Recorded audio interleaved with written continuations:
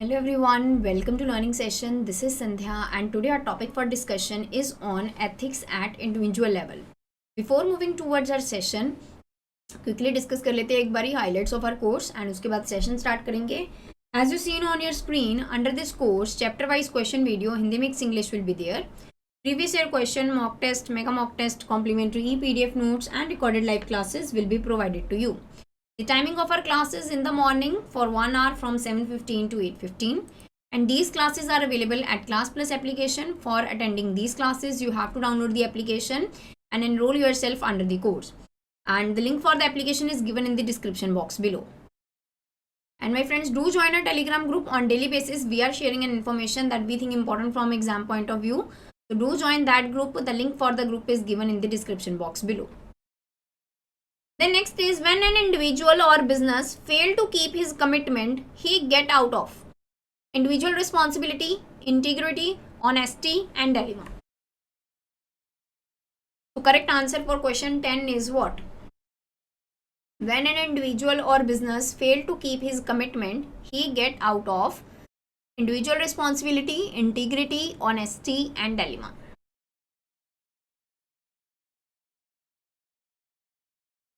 Question 10 के लिए correct answer क्या रहेगा? I guess question seems to be difficult, है ना? आपको डिफिकल्ट लग रहा है क्वेश्चन? रवि सरन्स आपके sir is saying that it's option A, that it's individual responsibility. Okay, तो यहाँ पे एक वर्ड है डेलिमा. आई होप सो ये क्लियर है, हमने आज ही के सेशन में डिस्कस किया. ऑनेस्टी में भी किसी को कोई डाउट नहीं रहेगा. इंटीग्रिटी, इंडिविजुअल रिस्पॉन्सिबिलिटी में भी नहीं है ना किसी को कोई डाउट, है ना, कि एज एन इंडिविजुअल कि आपका ये काम है, आपने ये करना है. Integrity is basically what, it's something more than honesty, है ना, that is known as integrity. With the help of example ये चीज को क्लियर किया जाए. लेट्स से जैसे मान लो, जैसे हमारा ऑफिस है ना, ठीक है, एम्प्लॉयज को क्या किया गया, एम्प्लॉयज को 2000 का बजट दिया सर ने कि आप क्या करो कि आप स्पेक्स बनवा लो. ठीक है, सारा जो स्टाफ है उनको 2000 का बजट मिला, मतलब पर इंडिविजुअल 2000. ठीक है, कि आप क्या हो, स्पेक्स बनवा लो ऑफिस के खर्चे पे. हर एक पर्सन को ये चीज मिली. ठीक है, मान लो अभी यहाँ पे क्या थे, person A, B and C. Person A ने क्या किया, ये अपनी स्पेक्स बनवा ली. ठीक है, 2000 की स्पेक्स बनवा ली. पर्सन बी ने क्या किया, पर्सन बी एक शॉप में गए, वहां पे ना ऑफर चल रहा था. वहां पे उन्होंने बोला सेम क्वालिटी की जैसी आप बोलोगे वैसी स्पेक्स बनेगी, बाय 1 गेट 1. ठीक है, तो बी ने बोला अपने फ्रेंड को कि तू भी मेरे साथ बनवा ले, सेम प्राइस में 2000 में ही. ठीक है, तो 2000 में यहाँ पे बी ने एंड मान लो एक्स ने, इन दोनों ने क्या है, स्पेक्स बनवा ली 2000 में ही. सी अभी यहाँ पे पर्सन है, सी भी वही सेम शॉप पे गए मान लो. ठीक है, एंड सी को भी यही ऑफर मिला. सी को भी बोला गया कि 2000 ही बस आपको पे करने हैं, लेकिन आपको क्या है 2 स्पेक्स मिल जाएंगी, बाय 1 गेट 1 फ्री. ठीक है, सेम क्वालिटी की जैसी आपकी प्रेफरेंस है वैसे ही हमारा ऑफर चल रहा है. तो सी ने भी बोला, अपने फ्रेंड को बोला से वाई कि आप क्या हो, मेरे साथ आके स्पेक्स बनवा लो, 2000 में हम दोनों को स्पेक्स मिल जाएगी. तो इस तरीके से हुआ. अभी पहले पर्सन का केस तो आपको क्लियर है ना, इन्होंने अपनी ही स्पेक्स बनवाई, 2000 अलाउंस ले लिया सर से 2000 का, इसमें कोई डाउट नहीं. पर्सन बी ने क्या किया, पर्सन बी ने एक्स के साथ है ना मिलके स्पेक्स बनवाई. दोनों ने क्या किया, 2000 इसने भी ले लिए, 2000 इसने भी ले लिए. कोई गलत बात तो नहीं है, जब अलाउड ही है कि 2000 रुपया हर बंदे को मिलना ही है, सर ने बोला कि आपको मिलेगा ही मिलेगा, तो इसमें कोई गलत बात तो है नहीं. अभी मैं ऐसे नहीं कहूँगी कि ये बंदा क्या है, ये ऑनेस्ट नहीं है. जब सर ने बोला कि पर individual 2000 you will be getting, तो चाहे इन दोनों ने मिलके बनवाई हो स्पेक्स, लेकिन क्या आपको इस चीज में कोई गलत चीज लग रही है? Do let me know in the comment section. कोई गलत चीज तो नहीं है ना ये चीज में, 2000 तो अलाउड ही ना आपको, चाहे आपने मिलके बनवा ली. 2000 इसने ले लिया, 2000 इसने ले लिया. फिर यहाँ पे पर्सन आया सी, पर्सन सी ने यहाँ पे मिलके बनवाए थे वाई के साथ. ठीक है, 2000 इसको मिलना चाहिए था, 2000 इसको मिलना चाहिए था, लेकिन वाई ने बोला कि मेरे को 2000 नहीं लेना. ठीक है, इसने बोला सर को कि मेरे को 2000 नहीं लेना. सर ने बोला कि नहीं, अगर अलॉटेड है ठीक है आप ले लो. सर इन्होंने बोला कि नहीं, जो पर्सन सी है उनके साथ ही जाके मैंने स्पेक्स बनवाई थी एंड मेरा कोई इसके ऊपर एक्सपेंस नहीं हुआ, तो मेरे को ये 2000 रुपीज़ नहीं लेने. तो यहाँ पे क्या हो गया, ये मतलब ये मैं ये नहीं कहूँगी एक्स पर्सन ऑनेस्ट नहीं है, एक्स पर्सन भी ऑनेस्ट है, लेकिन वाई क्या है, वाई एक स्टेप और ऑनेस्ट निकला एक्स से, एंड जब ये चीज़ होएगी तो इसको आप बोलते हो इंटीग्रिटी। Getting my point? जब आप नेक्स्ट स्टेप चला जाता है ना ऑनेस्टी का, मैंने यहाँ पे क्या बोला इंटीग्रिटी में, it's something more than honesty, ठीक है। तो I hope so with the help of this example what is the difference between integrity and honesty is clear to you, ठीक है। आई होप सो आपको समझ में आई हो ये चीज़। So integrity is basically what, it's something more than honesty. अगर मैं यहाँ पे बात करूँ ना, ठीक है, कि ये स्टेयर्स हैं, यहाँ पे ऑनेस्टी है, तो ऑनेस्टी के ऊपर ही हमेशा क्या रहेगा, इंटीग्रिटी। अभी अगर मैं आप लोगों से यहाँ पे एक क्वेश्चन पूछूं, I am again repeating this, कि जो पर्सन एक्स है, आप ऐसा नहीं बोलोगे कि अगर इसने 2000 ले लिया अपने एम्प्लॉय से तो इसने गलत किया, ही इज ऑनेस्ट, ऐसा नहीं है कि ऑनेस्ट नहीं है, 2000 is allotted to him also. लेकिन यहाँ पे जो पर्सन वाई है, ये ऑनेस्ट होने के साथ साथ क्या है, इसमें इंटीग्रिटी भी है, ठीक है। Getting my point? नेक्स्ट मैं अभी आपको यहाँ पे बता रही थी, एक क्वेश्चन है आप लोगों से, अगर आपको कॉन्सेप्ट क्लियर हुआ इंटीग्रिटी एंड ऑनेस्टी का। मान लो ए पर्सन है, ठीक है, यहाँ पे है ऑनेस्टी, एंड एक स्टेप ऊपर मैंने बोला इंटीग्रिटी, यही चीज कही ना। अगर मान लो कोई पर्सन ऑनेस्ट नहीं है तो क्या इंटीग्रिटी होएगी उसमें? Do let me know in the comment section, what is your answer, yes और नो। अगर पर्सन ऑनेस्ट नहीं है तो क्या इंटीग्रिटी का फीचर उसमें है कि नहीं है? Do let me no.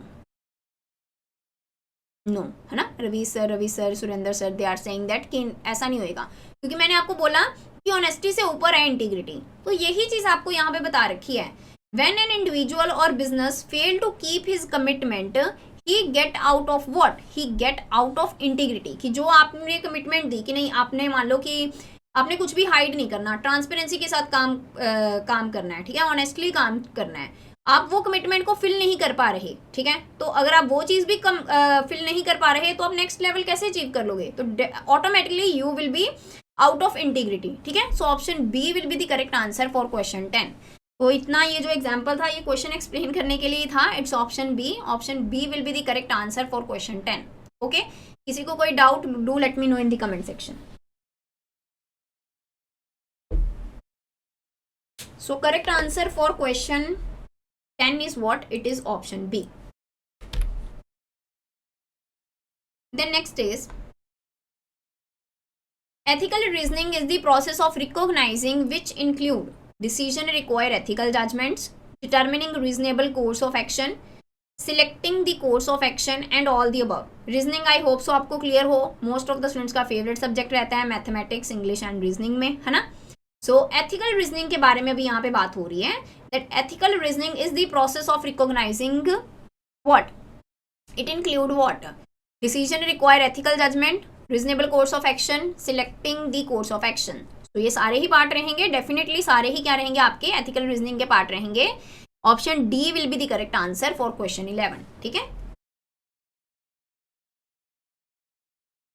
सारे डिसीजन जरूरी नहीं होते, सारे डिसीजन में आपको एथिकली सोचना है कि वहाँ पे एथिकल जजमेंट रहेगी, जहाँ पे रहेगी वहाँ पे आपको रीजनिंग देखना पड़ेगा कि नहीं एप्रोप्रिएट डिसीजन क्या रहेगा, इस तरीके से फिर मेरे को ये चीज़ करनी है, ठीक है, कि कौन सा ABCD करके मान लो कि ये मीन्स अवेलेबल हैं, कौन सा अप्रोप्रिएट मीन्स है, फिर उसको सिलेक्ट करना, उसके अकॉर्डिंग काम करना, they are part of ethical reasoning, ठीक है।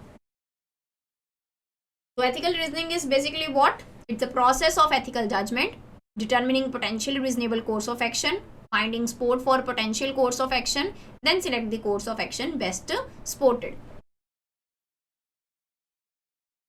Then ethical dilemma occur when there is clash between two right things, conflict between what is right and what is wrong, conflict between a right and less right, none of the above. तो what will be the correct answer according to you for question 12? Ethical dilemma मैंने पहले ही, है ना, हमने discuss किया, इसके ऊपर discussion रहा है हमारा स्टार्टिंग में। तो do let me know the correct answer for question 12। Ethical dilemma occurs when there is clash between two right things, what is right, what is wrong, a right and less right, and none of the above. It's option A, Ravi sir is saying that it's option B. जब मैंने meaning बताया था dilemma का, meaning and ethical dilemma दोनों, है ना, ethical dilemma में मैंने आपको बेसिकली बताया था कि राइट एंड रॉन्ग के बीच में तो रहेगा ही नहीं, रहेगा नहीं, क्या बोला मैंने, राइट और रॉन्ग के बीच में तो आपने देखना ही नहीं है in case of ethical dilemma. हमेशा जो सिचुएशन रहेगी that is between right and right, ठीक है। जो एग्जांपल भी मैंने आपको बताई थी, मैनेजमेंट का जो केस था, लॉस यूनिट का जो केस था कि आपको दोनों ही चीजें सही लग रही हैं, उसमें से अभी जब आपने देखना है कि नहीं मेरे को क्या चीज करनी है, ठीक है, then you are in a situation of ethical dilemma, ठीक है। So the correct answer for question 12 is basically what, this is option A, there is clash between two right things. अगर मैं एक और एग्जाम्पल के साथ बताऊं एथिकल डायलेमा को, let's say you are IAS officer, ठीक है। अभी IAS ऑफिसर को कितना रिस्पॉन्सिबिलिटी रहता है उसके उनके सिर के ऊपर। लेट्स से कि बहुत है ना दंगे फसाद हो रहे हैं बाहर, है ना, मार्केट में लोग सड़कों पे उतरे हुए हैं, टीयर गैस उनके ऊपर है ना कर रहे हैं, उनको शांत करना बड़ा ज़रूरी है। दूसरी तरफ उनको ऐसा पता चला कि जो उनका एरिया है, ठीक है, जहाँ पे वो भी हैं, वहाँ पे से कोई बच्चा है या कोई गर्ल है जिनके ऊपर एसिड अटैक हुआ है, ठीक है, उनको देखने जाना है। अभी दोनों चीज़ों में से वो बंदा क्या सिलेक्ट करेगा कि मतलब एक ही टाइम अगर नहीं गया तो एक ऑब्वियसली एक क्वालिफाइड पर्सन जाके समझाएगा जब लोगों की भीड़ को कि नहीं भाई आपके साथ धक्का हुआ, ये चीज़ नहीं होएगी। एंड दूसरी तरफ क्या है, उनको कंसोल करना है, वो पर्सन को हिम्मत देनी है जिनके ऊपर एसिड अटैक हुआ, एक टाइम उनके पास उतना ही है, दोनों राइट थिंग्स हैं, दोनों में से क्या चीज़ सिलेक्ट करें क्या चीज़ ना करें, ये जो चीज़ रहेगी इसको बोलते हैं एथिकल डायलेमा। कि मतलब आप सोचने पे मजबूर हो गए कि मैं अभी करूँ तो करूँ क्या, इतनी दोनों ही जो सिचुएशंस हैं इतनी पावरफुल वे में क्या है, राइट है, ठीक है। वो जो बाहर रॉयट्स वगैरह चल रहे हैं वो पता नहीं उनका लेवल कितना चला जाए, कितना एक्सटेंट हो जाए, ठीक है। तो इस तरीके का जो डायलेमा रहता है that is known as ethical dilemma, okay. तो option A will be the correct answer, that there is clash between two right things.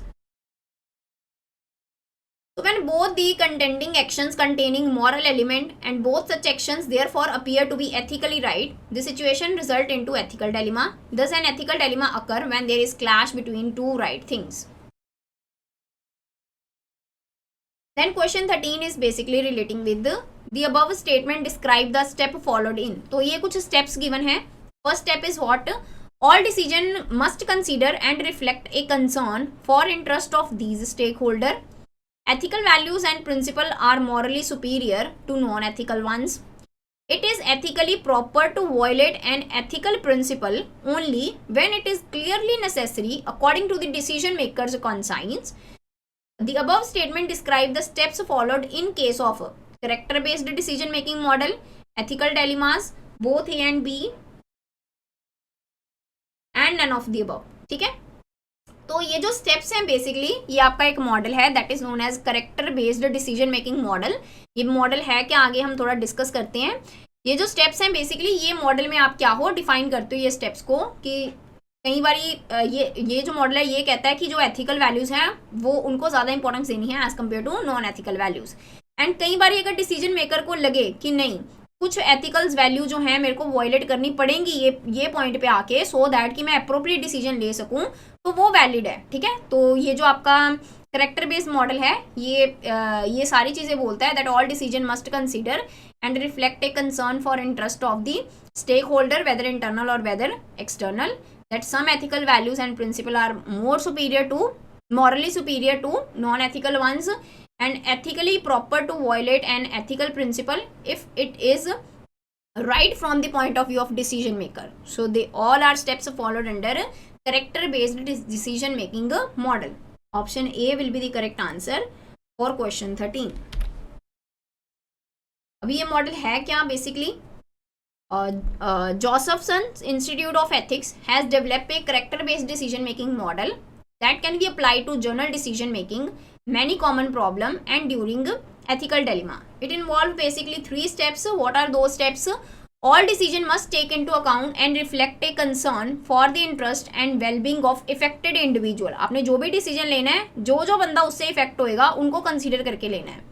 Ethical value and principle always are superior over non-ethical one.